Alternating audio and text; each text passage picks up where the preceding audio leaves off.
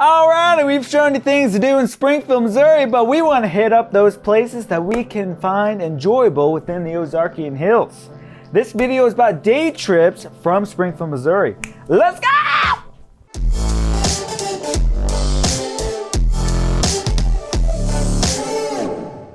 Hey, my name is Jesse Weiser and I'm a local realtor here from Springfield, Missouri, and here are the day trips from Springfield, Missouri. Also, be sure to like and subscribe. We love to get to know why you guys watch these videos, and through that we can connect with you.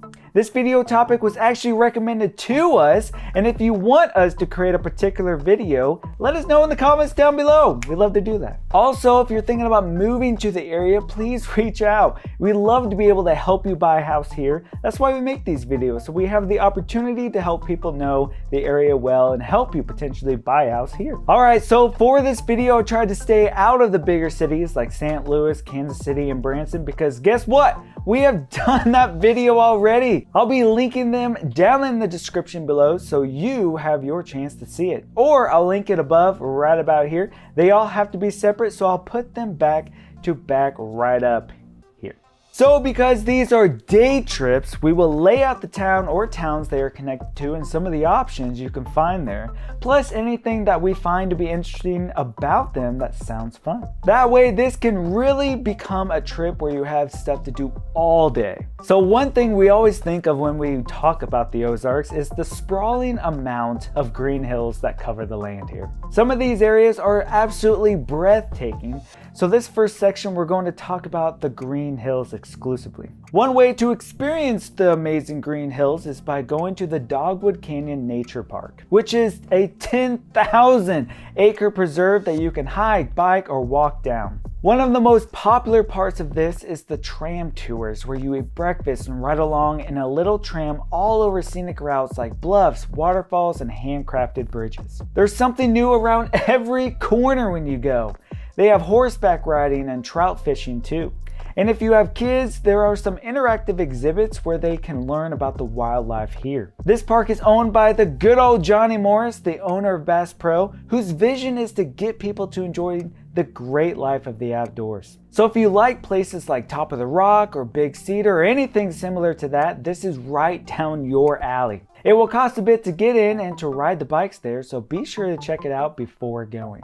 Another thing that I think of when taking a day trip is a float trip. These take a number of hours to go through, whether it be 4 or 7 hours total. It just depends on the location you choose and how long you want to stay floating around as the river pushes you further downstream. One place that we recommend that's quite popular is Ozarks Outdoors Resort in Leesburg, Missouri. And like most floating trip places, they offer places to camp or cabins to stay in. If floating is too relaxed for you, they have other options like canoes, rafts, tubes, and kayaks. Along with that, you can swim, fish, hike, play horseshoes, or sand volleyball. One thing unique to this location is they have a floating treetops aerial park where you get harnessed in and go through the ropes course. It looks awesome. We have actually mentioned Ozark Outdoors Resorts before for the Canoe Hinge, which, if you can't tell by the name, it remakes the famous Stonehenge out of canoes. There are plenty of other sites to choose from: James River Outfitters in Galena, NRO Canoe Rental and Campground in Noel, The Landing, Current River in Van Buren, that's how I say it. I don't know how it actually is pronounced. I'm from the Ozarks, okay? There's also some small differences between some of these places. You'll get the chance to see what we mean when you go there. Now, if you are willing to go just a little bit further in order to enjoy the green hills of the Ozarks, you may consider going to Ponca. They have the Buffalo River there, and the Thunder Canyon is a big deal. This also has things like camping, canoeing, kayaking, and hiking. There's also cities like Jasper and Compton nearby that has very similar stuff like that. If you are wanting more exposure to a big body of water like a lake, here are a few options you may want to choose from. We have Table Rock Lake, which is known as having a larger coastline than the state of California. You'll hear that a time or two around here. That's a lot of coast. Then you have the Lake of the Ozarks, which is known as one of the best fishing lakes in the country due to the variety of fish that live there, like crappie, bluegill, catfish, walleye, and bass. Largemouth, smallmouth, largemouth, yeah, largemouth, that's what it is. Lake Stockton is another that is an incredible option for fishing and boating within its waters. Of course, you'll need a boat for this one, but they do rent them out if you don't have one. They also have kayaks and paddle boats, of course, to go along with these, and jet skis. Jet skis are really fun. Now I'm gonna be honest about this one. I could go on all day about all the different areas that you could venture to. These were either places we went ourselves or highly recommended to us. If you have someplace you like to recommend that we might be able to include in another video, please drop that down below in the comments section.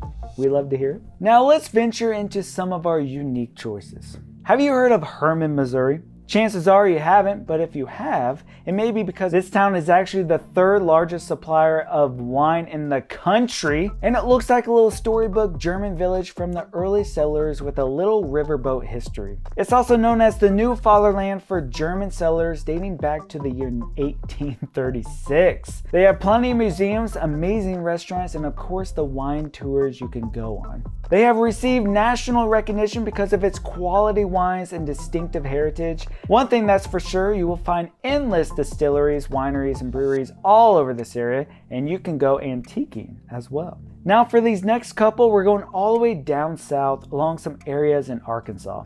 One of the nicest day trips is Eureka Springs. The city has some amazing shopping along their downtown strip. They have an amazing glass chapel which is called the Thorn Crown Chapel. They even have a railroad that takes you through north central Arkansas. There is even something called the Christ of the Ozarks, which is a huge statue of Jesus on the grounds of the Great Passion Play. It kind of looks like the one from Brazil. I didn't know we had one of these, but that is pretty awesome. There are plenty of museums you can find there with many quaint parks in the whole town, which fits this very old-fashioned vibe. Just look at this old Crescent Hotel that is supposedly haunted. Eureka Springs even has a few observation towers, just like the Razorback Tower that's 10 stories tall. Give that one a try. I once took my friend Chris up in it and he got 2 stories up and started freaking out. That's the moment we found out he was scared of heights. Not too far away, this would be another trip because there's a lot, but you have the town of Bentonville, Arkansas.